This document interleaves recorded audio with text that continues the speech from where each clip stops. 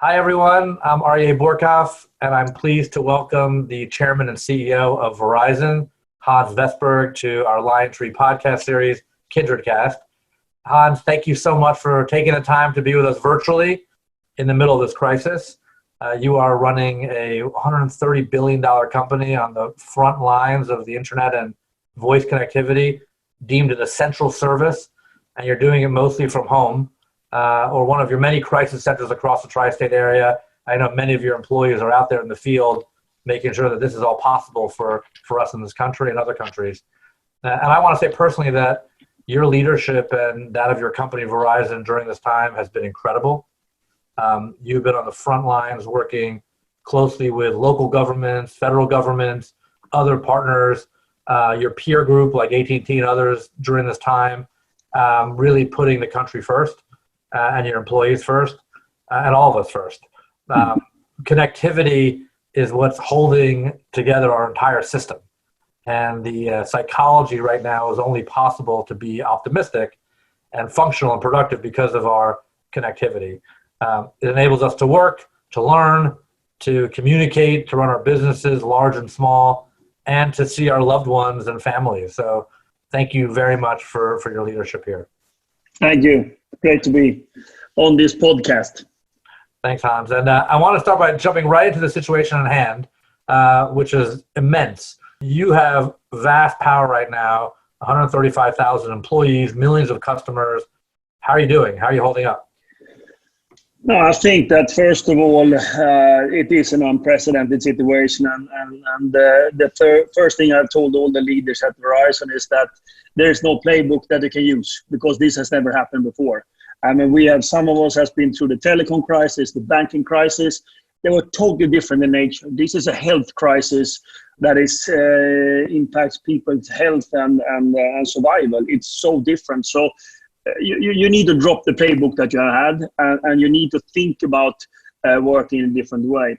Of course, coming from Verizon, we have had so many crises the last 2-3 years with all the natural disasters, with tornadoes, hurricanes, and such a devastation where our network becomes so important. So partly we have a system already set up for crisis management that we put in place 5 weeks ago, where basically we have an emergency operations center where my head of HR is leading that on a daily basis. And they run all the crisis management for employees, for customers, for society, and seeing that we're doing all the right things. And then I tried to split my leadership team so they actually work on the business as usual, because as you rightfully said, I mean, we have 130 million consumers or subscribers on our wireless network. We basically serve 98% of the Fortune 500 companies in the world.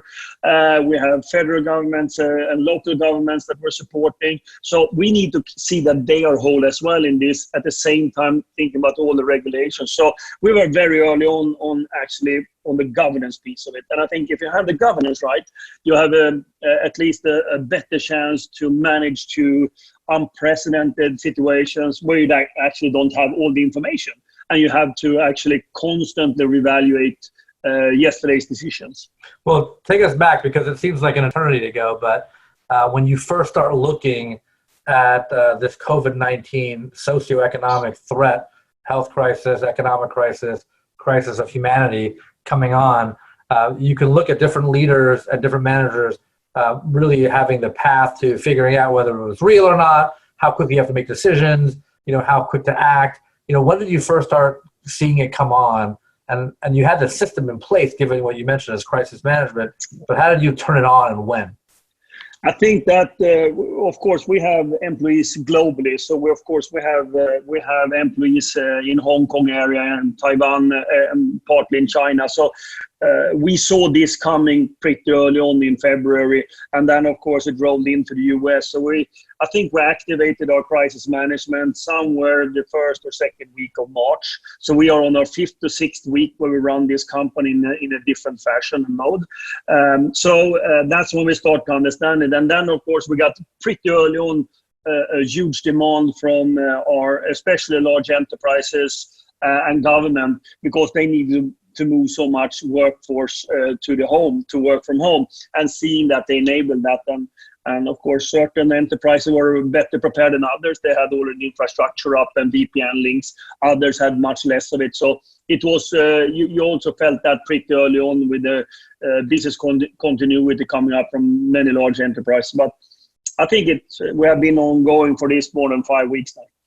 Yeah, I mean, because organizationally, every company is different. But for Verizon, your frontline employees is almost like a military operation where the frontline employees are in the field, really in service of their customers every single day.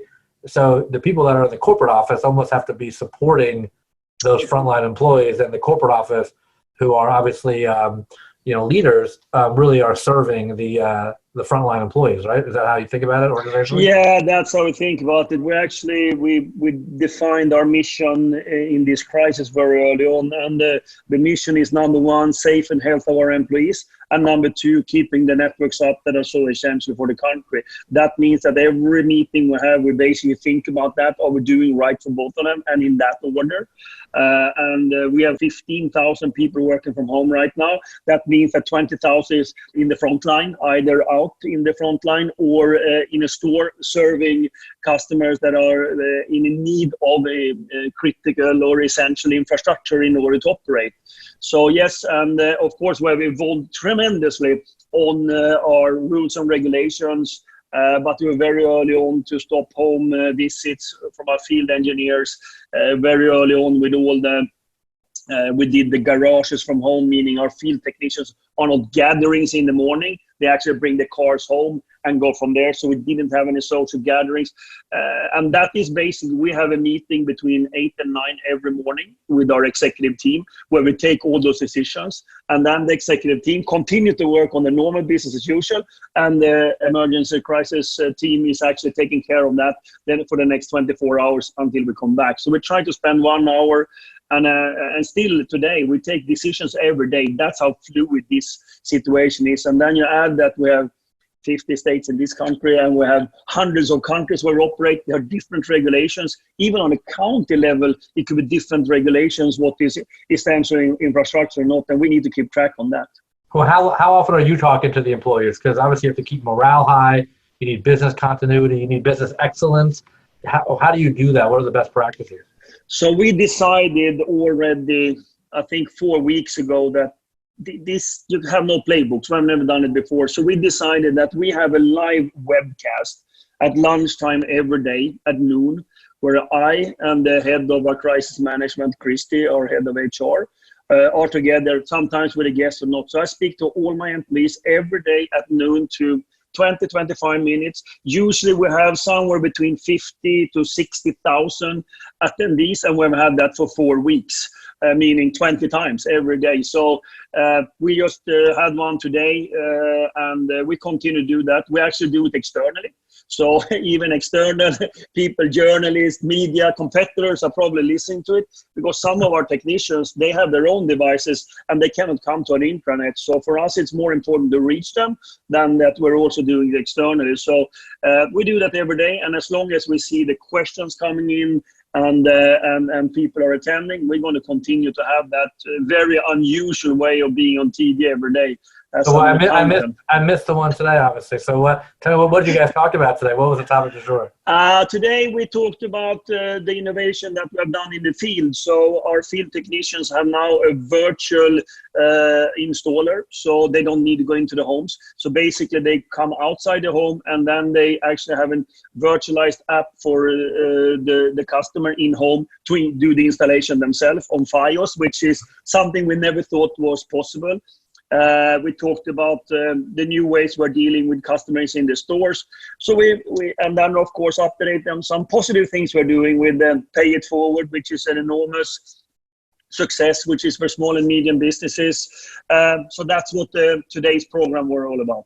How are you talking to the board? Obviously you have many constituents, including your board of directors, which is obviously a very established board for a company of your size. When did you first start alerting the board and say, we have a bigger crisis on our hands here, and here's how we're going to deal with it? I think my first letter to the board was when we established our emergency crisis operation. and that's probably 5 weeks ago. And since then, we have them on frequent updates. We probably have some 3-4 board meetings since then. I do them short in order to keep them updated because they're equally anxious and curious and understanding how we're dealing with this. So I think communication becomes in a different way. So we don't have long board meetings of 8 hours. We do them short and sweet in order to get the right information for the board so they can both act and see that we're doing the right things. Makes sense. And then for the network, has the network been stable? How do you prioritize certain customers over another? Because you have government agencies, you have individual customers. Everyone's bandwidth needs have increased tremendously, right? Yeah, we have seen a surge in data. And if you go back to the baseline, which was basically when all this started, we are 115% up on gaming in the network. We're up to 55% more VPN in the network. The busy hour of the network have moved from the afternoon to the mornings. We have seen social networking going down. Of course, we see a lot of video on demand going up. But when you now come into week over week, we see very little changes. So after 4 weeks right now, you have seen a surge and a total new patterns of using the network and applications. But now week over week is basically small movements, 1% here and there. Secondly, what we have seen is the mobile handoffs as we're running and the largest wireless operator in this country. We can see when people move between the different radio cells.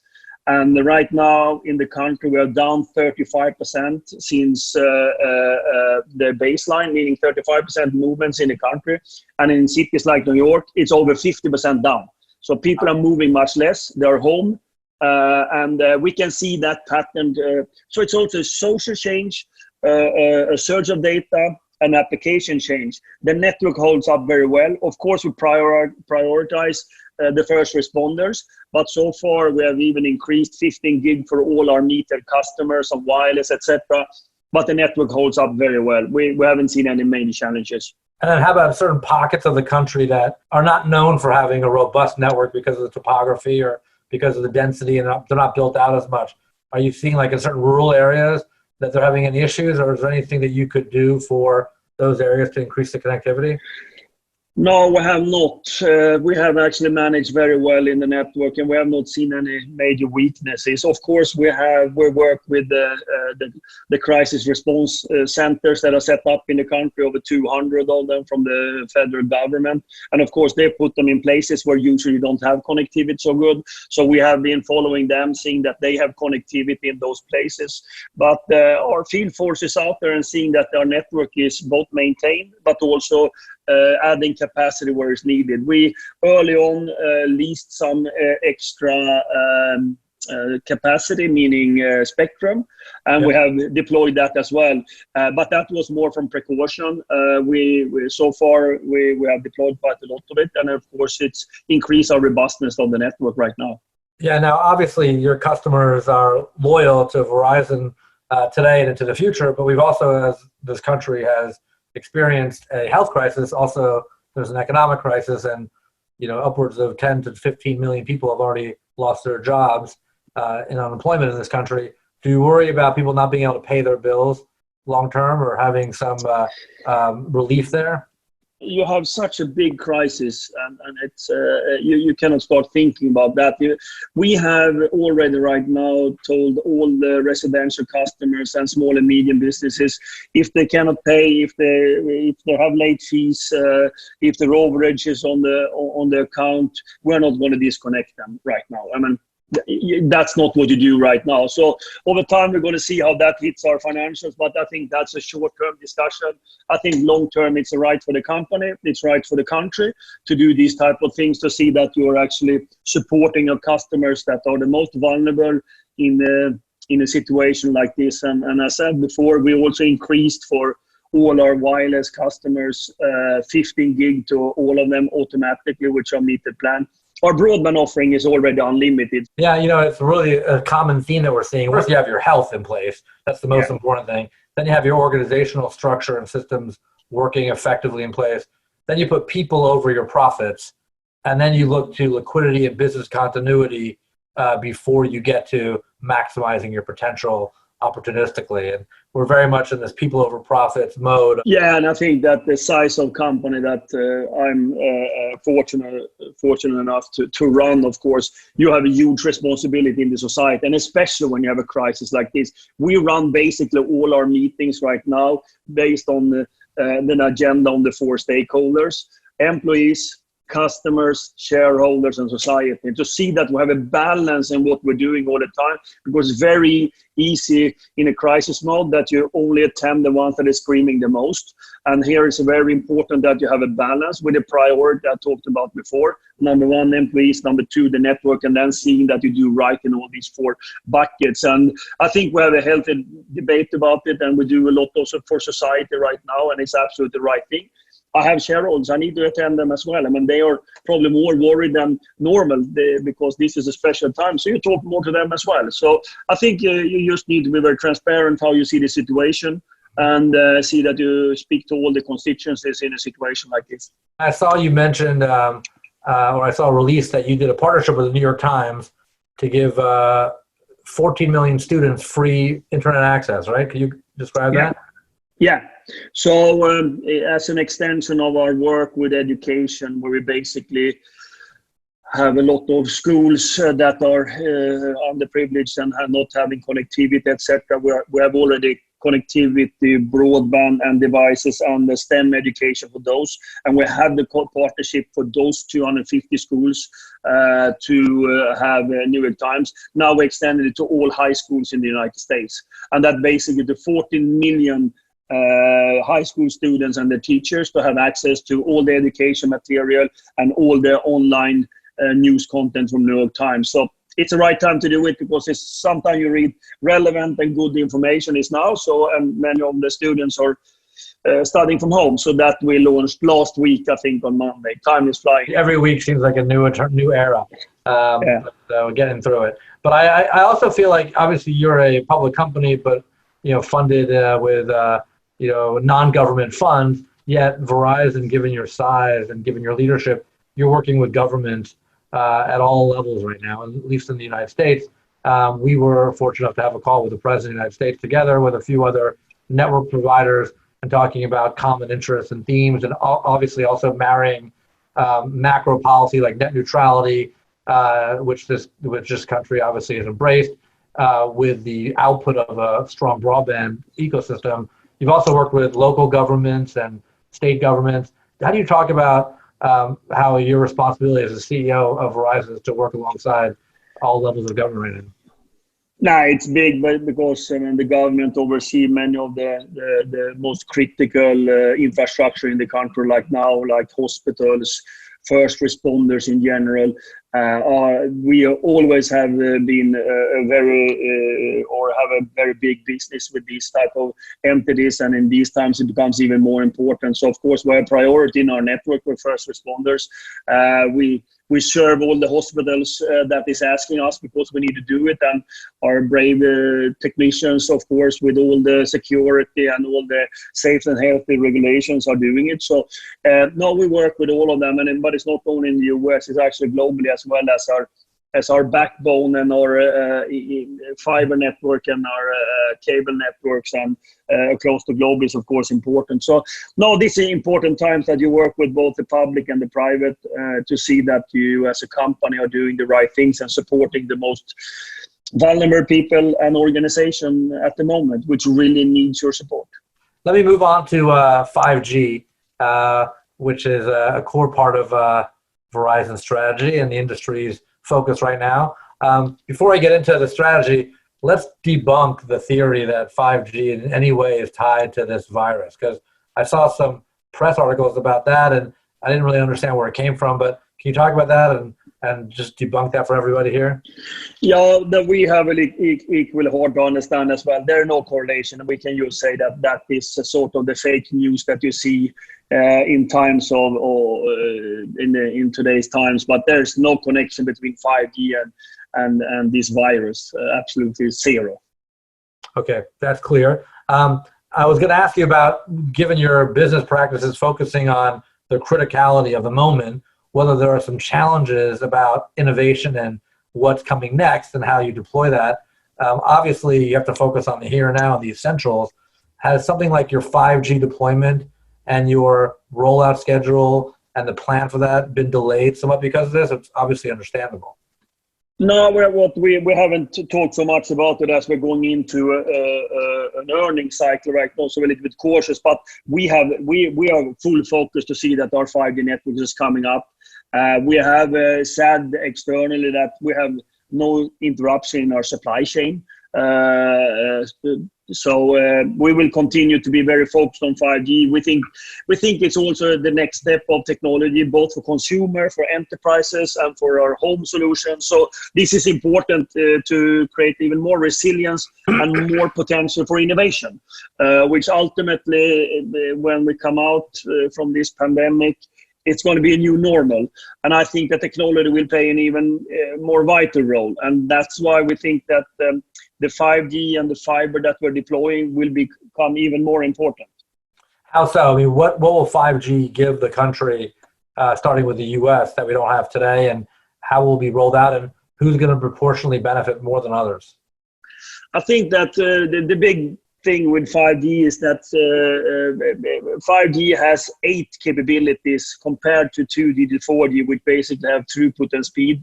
5G is designed with distinct different capabilities, everything from low latency that is so much lower than today, throughput, speeds, battery lifetime. Not only that, also how long you can keep a signal alive when you are on the speed train or something like that. So all of them are designed actually to address enterprises to this not having cords at the end of the rope. But it also a lot of benefits from consumers. And ultimately, as we see it, we have 3 business cases. One is from consumer, getting much higher throughput and latency, ultimately AR, VR, new experiences. When it comes to 5G home is, of course, a substitution for having 5G at the home instead of having fiber. I think in this time it's even going to be more important because ultimately the fiber deployment today, you need to have technicians coming to the home, etc. This is a self-setup. And finally, we have the 5G mobile edge compute, where you basically bring out the compute and storage to the edge in order to get enormous low latency, much higher security and throughput, where our first launched 5G mobile edge compute center was together with Amazon. So I see 3 different, so we address the full society for an all type of customers with our 5G deployment. And this year we have announced that our plans is to do 5 times more 5G radio base station than the previous year, which is enormously up the game this year. And we also said that we're going to do a nationwide launch this year, and we're going to continue to be focused also on cities, stadiums, where you benefit tremendously from our 5G ultra wideband. When are we going to start seeing it in the major markets like New York? I think that one thing in this country which we have to realize is that many of the consumers actually have an Apple phone. And Apple doesn't have a 5G phone yet. I think that that moment will be very important for this country, even though we have great Samsung phones out on 5G and LGs, etc. The high degree and market share of Apple will define a little bit that we as consumers start seeing it in a much different way. I think enterprises already see it because we work with all of them and what they can do with it. So it's more from the consumer point of view. I think that's going to be an important moment in time. Do you view 5G as a service that's going to take market share from others, or just sort of an advancement? And how do you think about the cable industry in the dynamic of 5G? I know you have a partnership with some companies like Charter, but you also potentially could be competitors down the road, right? I see it as a sort of, on my mobility side, we are the leader in this market. I see, of course, that we should continue to have that lead and extend it with our 5G offering. The 5G home is, of course, a market which I'm not into more than in the Northeast, where I have Fios. So, of course, that's new business for us. And 5G mobile edge compute is totally nascent. Nobody's in there today. We are the first in the world on the 5G mobile edge compute. So that's a pure extend, or not an extend. It's actually a totally new opportunity for us. So I see sort of a defend, extend, and a new opportunities with 5G in the 3 different models. And that's how we approach it, and that's how we structure our governance in our company. That's how we basically, as an executive team, meet on a monthly basis to review these 3 business cases and the build of the network, because we only build the network once, and it's a network as a service, and you get the maximum utilization on the investment you're doing, because you actually serve different business cases with the same infrastructure. Yeah.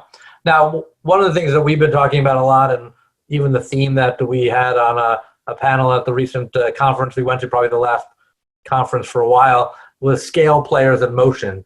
And you're one of those scale players, partially benefited by the fact that you have a great balance sheet, and then therefore you could see opportunities. How strong is liquidity? How strong is the balance sheet?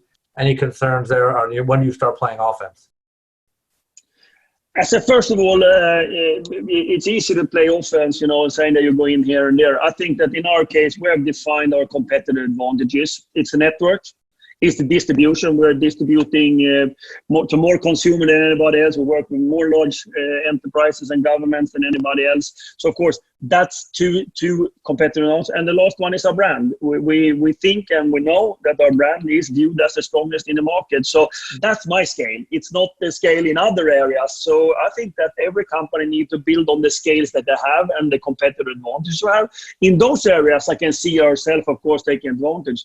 That doesn't mean I'm going to be super good if I would go into building bicycles or something because I'm big. I would just be useless because I don't have the culture. I don't have the distribution to sell bicycles. So again, it's easy to say that a big scalable company can be good and everything. But you have to go back, where do we have the scale and the skill? Where can we really compete? And that's what we've done. And that's why we went back to our strategy, which is we call as a network as a service. And we partner much more. And I think the market have seen our exclusive agreements with Disney+, Apple Music, Amazon, because these is areas where I bring something to the table, they bring something to the table, and in totality, it becomes something more.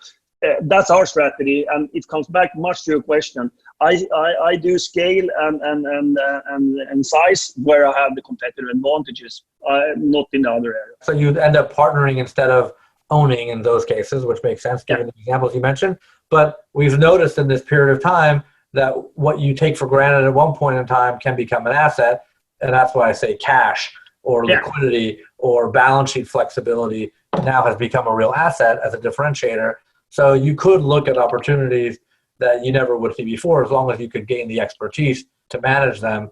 Is that part of the mindset? Not necessarily for today, but into the future. Yeah, I think that you constantly evaluate yourself, how you can do better and using your assets. And I think the team has done a great job with our balance sheet. And we had an ambition to get into a beta ratio to net debt below 2 or between 1.75 and 2. And we have gone from a long way because we bought Vodafone 2015, which of course increased our debt leverage. But we are very close to the 2 to 1.75 right now. So of course that puts us in a good situation. But we also have said we're very clear on our capital priorities. Number 1 is to the business. That's CapEx and whatever else I need. And then number 2 is dividend, and number 3 is debt reduction. So we're very clear on how we want to use the capital. And then the 4th one is share buyback whenever that's going to happen, given that you do the 3 other first because they are in order of priority.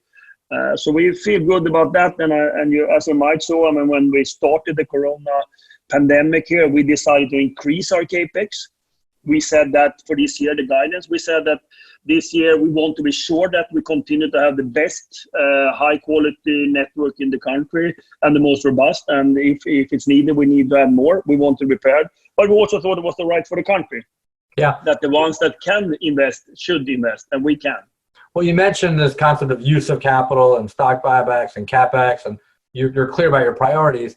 You're also we're living in a moment where certain companies are not as well situated as yours, given the coronavirus, like the airlines or other companies that need to get bailed out. And you've seen unprecedented support from both the Fed as well as the administration and the government to put a lot of capital into the system, maybe even bailing out companies all the way into below investment grade land, which is also unprecedented. Because you don't need the government money, I'm assuming. Do you therefore have more flexibility in the future because you could do things like buybacks where everyone else is going to be having to have certain restrictions over their capital? And how do you feel about the Fed helping some companies versus other companies in terms of like changing the playing field right now? First of all, I think it's too early to judge how it will pan out. I mean, who will use and what type of restriction. The second question that the Fed is helping companies, I think that's right. I mean, we are in an unprecedented situation, and of course, the most vulnerable people, companies, they need to have help in these times. So I don't have any problems with that. And the companies that are supporting them will need also to help. It's a combination of private and public that needs to help in a crisis like that. I mean, I serve 98% of the Fortune 500. I mean, some of them are in good shape. Some have a really tough situation because the revenue is not just going away. So you need to work with all of them in different levels and how you can support them in these times. Yeah. Well, a few questions for you about things outside of your company right now that you're interested in. So one is, I know that you're a big sports fan. You're a runner yourself. You have partnerships with the NFL and other sports entities and leagues. That's an area that has been totally disrupted by the virus, and obviously live events in general. And with that comes a lot of different economic changes that could occur near-term and long-term around sports rights and teams, and who will obviously, what the cost of putting on a football game is, American football versus, let's say, tennis or golf. How do you think about the sports and live events industry changing as a result of this? Yeah, I spend a lot of time on the sports, and of course being so close to NBA and NFL, of course having a chance to talk to them, but also that we work with all the content owners, etc. So of course I usually ask that question and not you asking me, because I want to learn as well. I don't know, to be honest. I think what's going to happen, that technology will continue to play a vital role in all the sports we have. It's going to be a gradual back to the stadiums. I think that one of the enjoyments is, of course, sports for many people, and that entertainment has to come back as soon as possible as well. But it will not be in the same shape and format as we've seen before, at least when it comes back in the beginning. So it beats me how it will turn out. I think at least that technology will play an even wider role than we have seen before, and it will probably take some time before we see full stadiums again, but hopefully we will, because that's one of the enjoyments in life to attend sports. But it's an unprecedented time for them as well. I remember just before the crisis, you and I were supposed to go to a Knicks game at Madison Square Garden together, and obviously got postponed for a lot of reasons. So if I invited you today, hypothetically, when's the earliest you would feel comfortable going to a Knicks game with me and in terms of business as usual? So now it depends on Knicks more than anything else. No, I don't know. We have a team that works close by with all the federal authorities, and of course to get the information, and to be honest, the information is updated all the time. It's hard for me to say when it's going to feel comfortable to go to a game and attend it live again. Hopefully sooner than later. That's the best guess I can give you. Okay, so not never. No, not never. No, hopefully not. Absolutely not. No. We're going to come back to sports. Another dynamic that changed or that happened during this crisis is quietly the T-Mobile Sprint deal closed, and also Dish Network is now thought to be building out a new network. How do you feel about your competitive environment shifting now, given these factors in the middle of this crisis, especially?